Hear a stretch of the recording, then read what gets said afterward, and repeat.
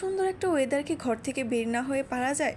So guys, this is Saima Moni from Saima's blog. আসসালামু আলাইকুম, আশা করি আপনারা সবাই ভালো আছেন। আমিও ভালো আছি আলহামদুলিল্লাহ। সেদিন শুক্রবার, এত সুন্দর ওয়েদার, তাই ভাবলাম আজকে কোথাও থেকে ঘুরেই আসি। কিন্তু দূরে কোনো জায়গায় যাওয়ার মতো ওয়েদার ছিল না, কারণ অনেক বৃষ্টি ছিল। তাই ভাবলাম নিজেদের ছোটোখাটো একটা পার্কে থেকে ঘুরে আসি। এটা হচ্ছে জালকুড়ি 10 পাইপ নারায়ণগঞ্জে অবস্থিত। সেদিন বুঝতে পারলাম আমার মতো অনেক মানুষ আছে যারা এই বৃষ্টির ওয়েদারও বের হতে পছন্দ করে।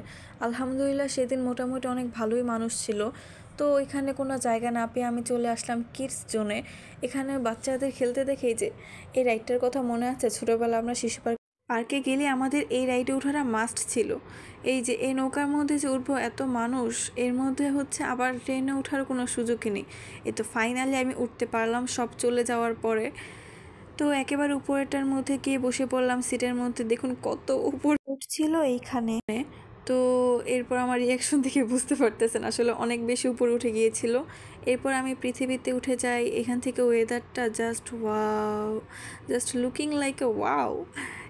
এখানে বসে বসে আমি ওয়েদারটা অনেক এনজয় করতেছিলাম। এর মধ্যে হঠাৎ বৃষ্টি চলে আসে, আর আমি তো সুন্দর একটা ছোট্ট একটা ভিডিও বানিয়ে নিলাম। এত বৃষ্টি আসার সাথে সাথে আবার বৃষ্টি চলে গেলো, তাই ভাবলাম কিছু একটা খেয়ে নেই। এরপর আমরা এখানে সব থেকে ফেমাস একটা পানিপুরি ট্রাই করলাম। এটা অনেক বেশি মজা। এরপর এত সুন্দর ওয়েদার, বাহিরে আবার বৃষ্টি আসবে আসবে ভাব, আবার বাতাস হচ্ছে, তাই ভাবলাম এক কাপ চা তো মাস্ট ট্রাই করা দরকার। তারপর আমরা একটা চায়ের দোকানে গিয়ে চা অর্ডার করে দিই। এখানে আমরা মটকা চাটা অর্ডার করেছিলাম।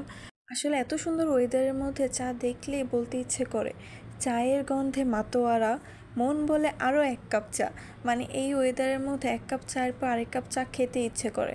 এরপর আমরা এই ওয়েদারের মধ্যে আবার বাসায় ফিরে আসার জন্য প্রস্তুতি নেই, কারণ আকাশের অবস্থা অনেক খারাপ হয়ে যাচ্ছিল। সো গাইজ, আজকের ব্লগ ছিল এই পর্যন্তই। টাটা, আল্লাহ হাফিজ, আসসালামু আলাইকুম।